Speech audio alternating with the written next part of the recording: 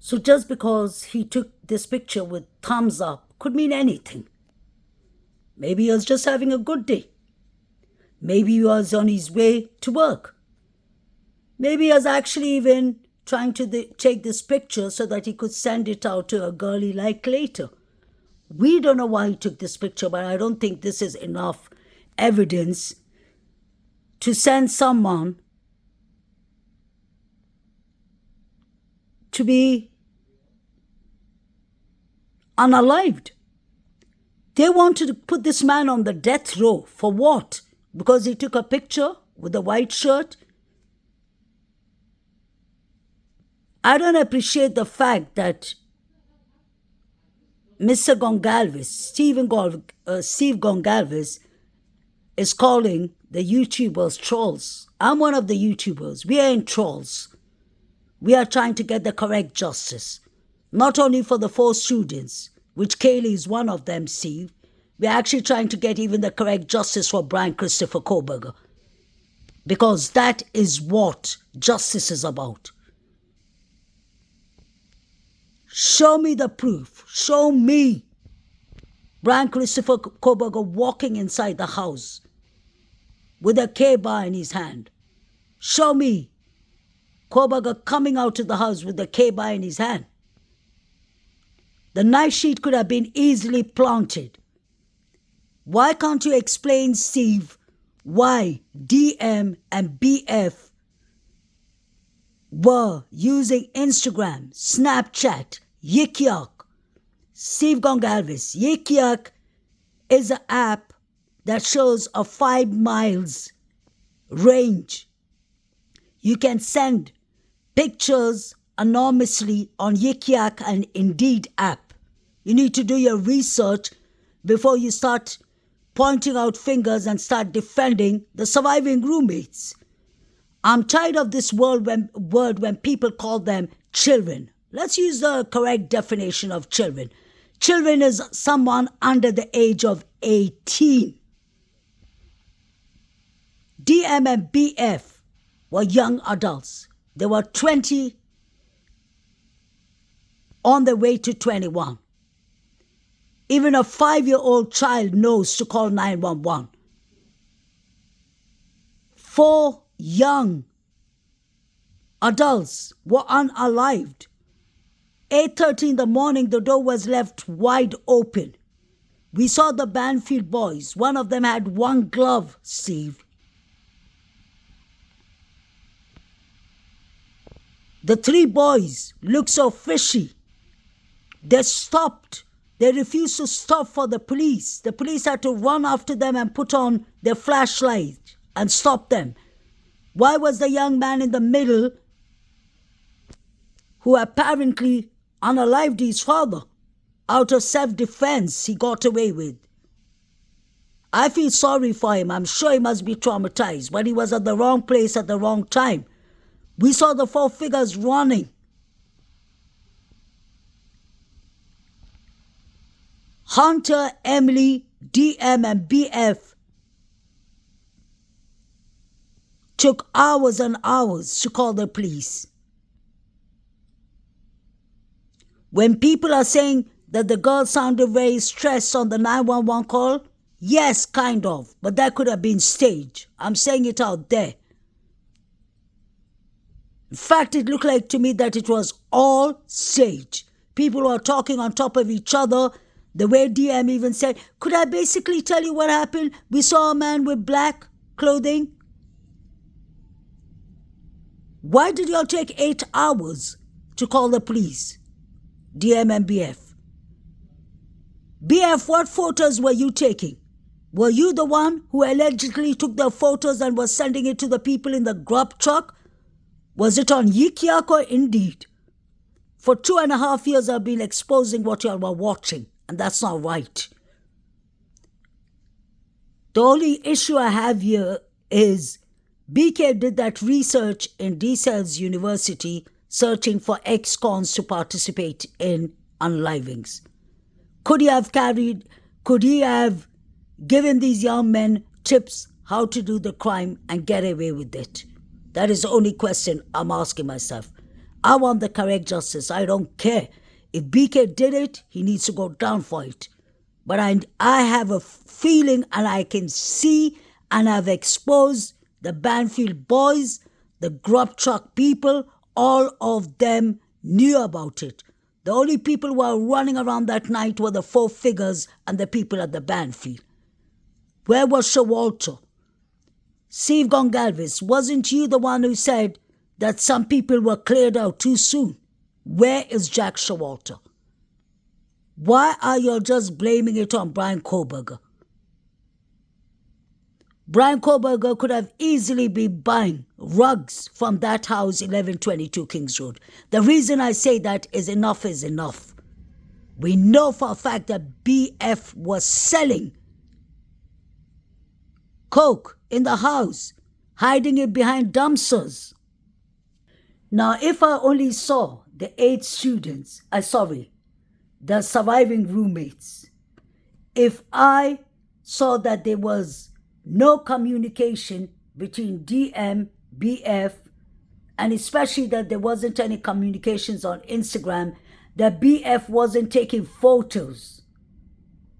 They were on TikTok, they were on Instagram, they were on Snapchat, they were on Yik Yak, they were on Indeed. An app called Indeed. So yes, indeed, I don't believe them. Make it make sense. These 4 victims lost their life in the most horrific way, and nothing has been properly researched about that. Is it possible that it's easier for Idaho Moscow University to blame someone from the East Coast than blaming and bringing out their own frats and sororities and all the people that were involved? These people were sending texts to each other way before 911 was even called. The fact that Hunter opened the door and he said, "Go, go, go," doesn't make sense to me. Ethan was found on the corridor, between the corridor and the room. We had red liquid sipping out of the walls in Xana's room. Are we going to ignore that? Are we going to ignore the 4 figures? Are we going to ignore the crowd that were yelling, "Xana, Xana, Xana"? These 4 students were done dirty. It was horrible what happened to them. And the correct people need to go in. I wonder if BK was the cleaning crew. He could have been involved. I've never said that BK is 100% innocent. But for now, I will say that BK's knife sheet could have been planted there, yes. He could have lent it easily to BF. BF could have told him, "You know what, I'm having issues and Xana had to change lock doors and I really need help." And BK could have said, she could have asked him, "Do you have a knife?" And he gave her the knife and knife sheet. And he did not know what was going on. What if that happened? And what if he came back the next day because he understood, "Oh my God, these girls used my knife and knife sheet. Now I will be accused of the crimes." Is that possible? Anything is possible. Let's not forget, Brian Christopher Koberger was 5 years on heroin. He was on heavy drugs. It's very easy to relapse. I know that as a mental health counselor. Addiction is a serious thing, and I feel sorry for anyone who's involved in that lifestyle. We know for a fact that 1122 Kings Road was a party zone. It was a party venue. Even the taxi driver told the local news he used to drive people there to buy rugs. We know that BF was selling. I showed you all our Venmos. You can go back to all the recent clips I made. We saw the people at the Grub truck loaded. They were carrying machetes, and we're supposed to ignore that? Make it make sense. Philip, to the big news, some of the big news. I mean, it's all big news, but the knife sheath and the knife. The prosecutors are now confirming, after all of this time, they're saying that Brian Koberger bought a K-bar knife and a K-bar knife sheath and a sharpener on Amazon in March of 2022 a full almost 8 months prior to these homicides. I'm assuming they believe the theory is that he traveled cross country with this item and then carried out these homicides. They, of course, I believe that they've recovered the sheath with his DNA on, this underside, snappy, buttony part. The defense is challenging this. They don't want this click activity in. Of course, they don't want it in. But the state is saying it's reliable. So, your thoughts? Well, first of all, the records were lawfully obtained, number one. The real question is, though, the scope of admissibility. In other words, how far back can you go with clicks, with his orders, all the deliveries, everything else, and his searches for these items on the website, how far back you can go, how far forward you can go. But I think the argument that they made in their motion to get it excluded, which frankly was intelligent, okay, I'll give them that, is that it could constitute several layers of inadmissible hearsay.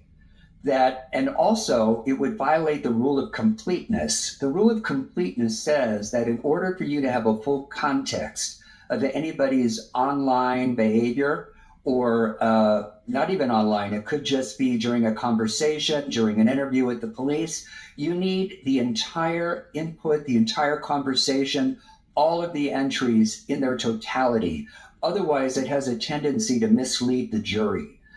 Now, where we rarely see it is in the collection of raw data. Usually raw data is just that. It's not a statement from an individual that can be taken out of context. But on the other hand, if you look at, for example, text messages, email threads, if you don't present the entire thread, then it could very well be that something is taken out of context. And it kind of lends to misinterpreting whatever the typer was doing when they were doing the entries. So I kind of understand why the defense is moving to exclude it. And if they're not going to present all of it, or if they don't have all of it, then the remedy should be exclusion so that there is no tendency to mislead the jury. And I can just tell you, based on my experience, that this judge is going to allow every lick of it in. He is not going to exclude it, but the defense is still obliged to try to get it excluded. Philip, the state is saying he bought a K-bar knife, and they haven't said whether they found it or not, and that he was looking at them afterwards too. I mean, that's a really bad fact for the defense. And then you've got his DNA, the state's saying, on the underside of the snap. So yikes. I mean, how do you counter that as the defense? Are you going to say that somebody took his K-bar, or he sold it to some guy in a parking lot? He didn't want the thing anymore? I mean, how do you counter that as a defense? Snap. So yikes. I mean, how do you counter that as the defense? Are you going to say that somebody took his K-bar, or he sold it to some guy in a parking lot? He didn't want the thing anymore? I mean, how do you counter that as a defense attorney? Let me actually answer that part. The news, Court TV, Law and Crime, Megyn Kelly, many other huge or big channels have been trying to change the statements. Pay attention.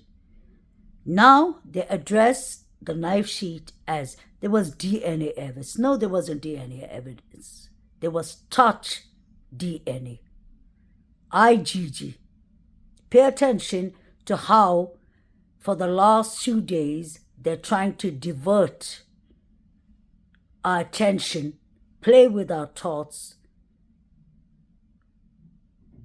distract us, confuse us, everything by changing things. And you know why they're doing all this? Is because DM and BF were using Instagram, Snapchat, Yik Yak, Indeed app, TikTok, the normal phones, calling their parents, taking photos. Wonder if they're taking photos of the crime scene. I knew this was going to happen, but I just did not believe that it'll go to this extent, that they will be trying to convince, especially the new incoming people on this case. I hope everyone who starts following this case goes back to the beginning and tries and understand the reason. We YouTubers, TikTokers, social media has trying to be exposing these things. When I exposed SAEED first, watching these pictures 2 years and 2 months ago, when I exposed the people at the Grub truck yelling out Xander's name, was for a good reason. Recently, a month ago, I exposed how many 5 people were carrying machetes at the Grub truck. The figures running. The female yelling, "Stop it, stop." We saw the guy with one glove. They are trying to distract us. Stay woke. Please stay woke. It's devastating, okay? But let's look at it temporally. If this thing was ordered months prior, it's not as if that something was in the works or being planned immediately preceding the murders. Lord only knows where that K-bar knife and the outer scabbard or the sheath has been since the time of order and the time of the crime. Moreover, I'm not sure that there's any evidence in the Amazon records that the item was even delivered to Brian Kohberger. I would want to make sure that there's evidence that it was delivered to wherever he lived and that he actually received it. And they need to corroborate that somehow. Because if you think about it, it's just some item, we call it a movable object in forensics, that can make its way through the stream of commerce and get into the hands of anybody. What this evidence does not prove is whether or not he inflicted those stab wounds. The mere presence of the sheath and the presence of the DNA on the snap does not prove by any stretch that he delivered those coup de grace to those 4 students. It just doesn't prove it. And what it might prove is that he has been to the house at most, but it doesn't prove that he is the actual culprit. This is a very well-educated person. Bless him for that. This is all common sense without us having a law degree. We can understand. We could have ordered things from Amazon 8 months ago. And believe me, I wouldn't even know half of my things where they are. Although a knife sheet and a knife is one of them.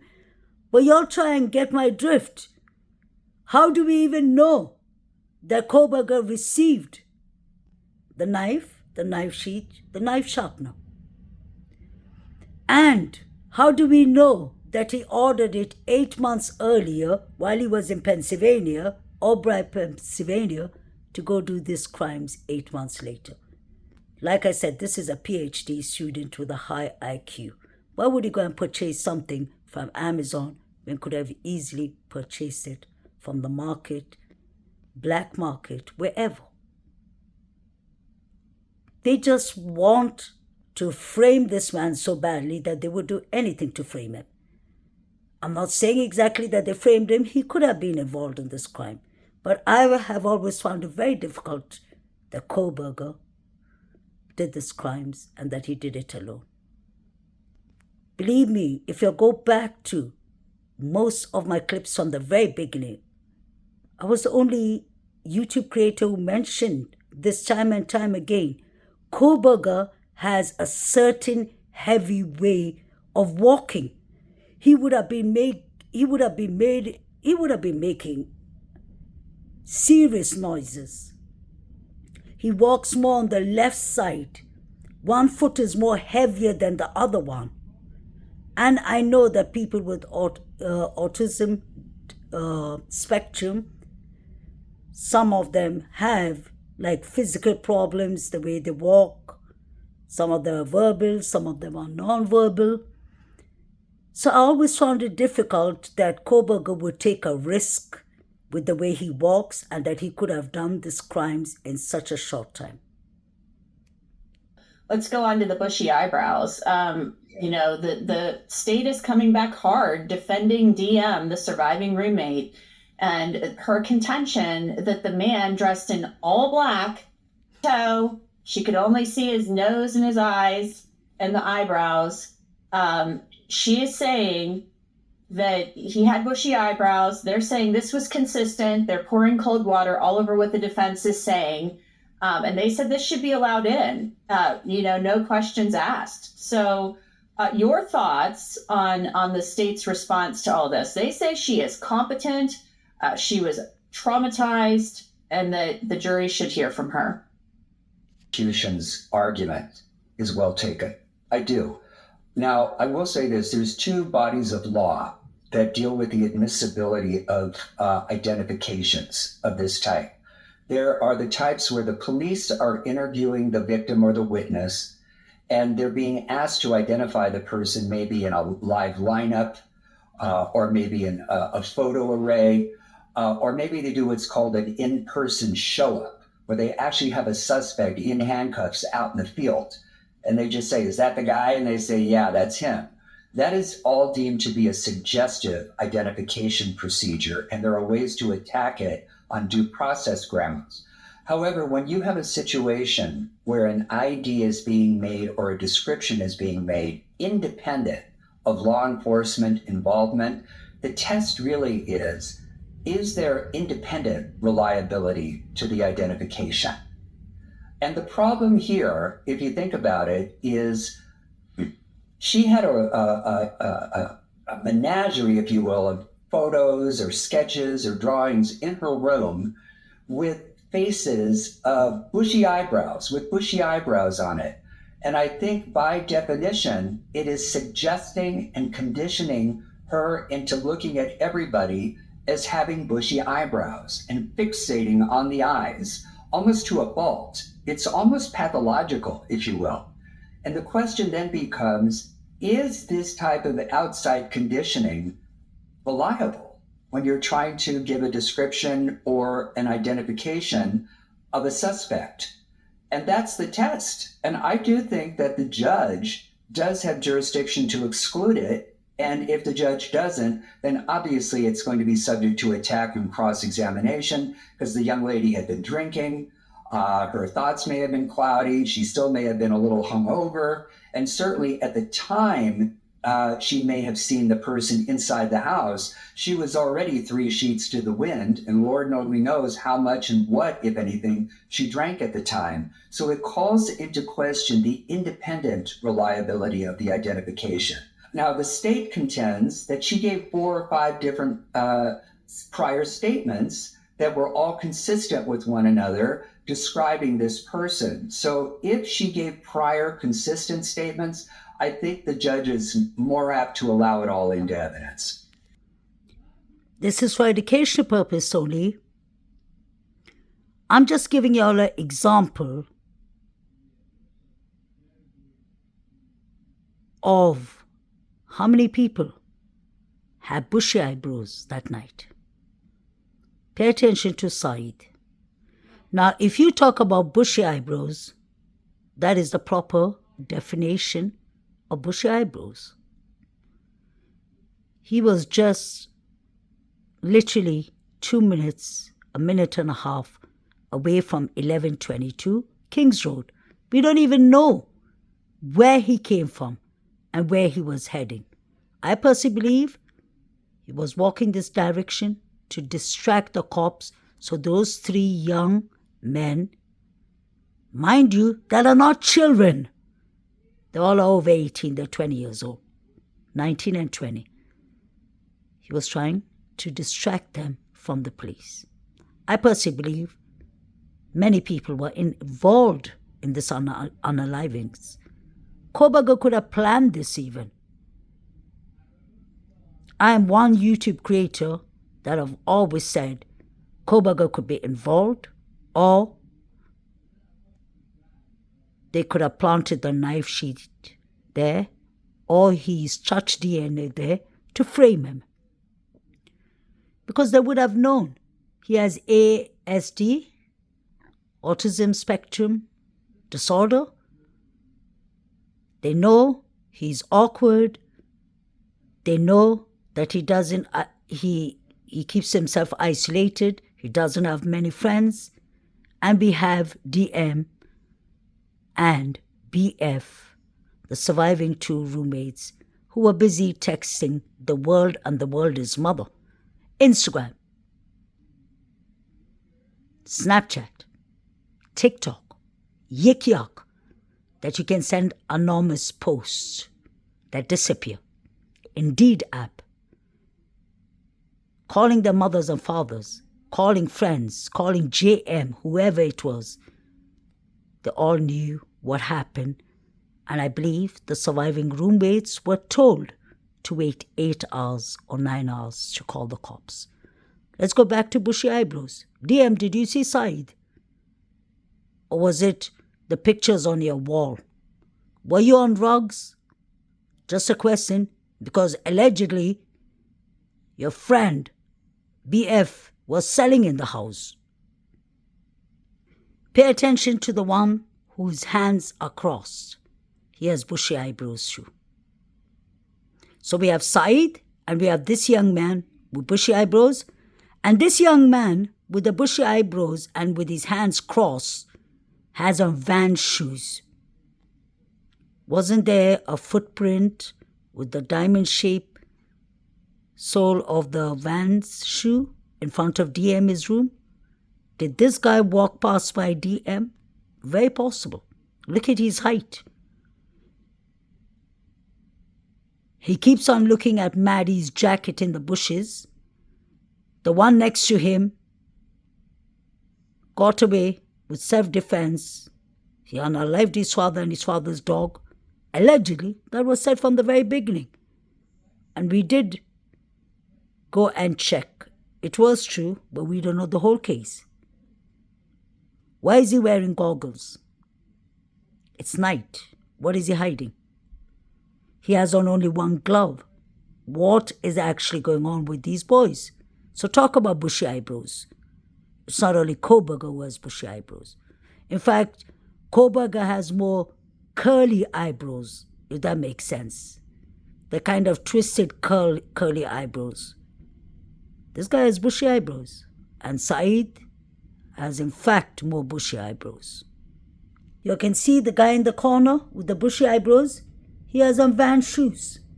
The one in the middle has one glove. Look at how dirty his shoes are.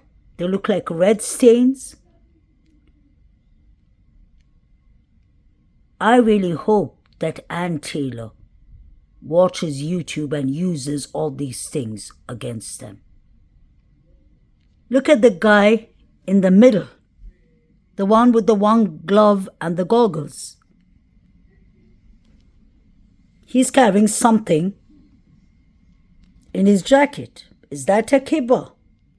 Could that be a kibbeh? And then you have SAEED watching these pictures. I believe that DM is not being genuine. The person that she saw had a white mask on. Pay attention to this picture, not a black mask. They're trying to distract us with the opposite color. But this guy clearly has a weapon in his pants. And so do the people at the Grub truck. Trigger warning, it's heartbreaking, but I believe that's eaten on the floor. The people who are watching it is Jovito at the Grub truck and the other people at the Grub truck. Was DM and BF sending it to them? Because let's not forget, the 911 transcript said that BF was taking pictures. She was taking photos. Was she taking photos of the crime scene and sending it around? This is what SAEED was watching. Kaylee sitting on the sitting position. Trigger warning. And then we have somebody with a white mask. Personally, for me, that could easily be Jack Showalter because he had on a white cape or white hoodie. All he needed to do was wear a white mask.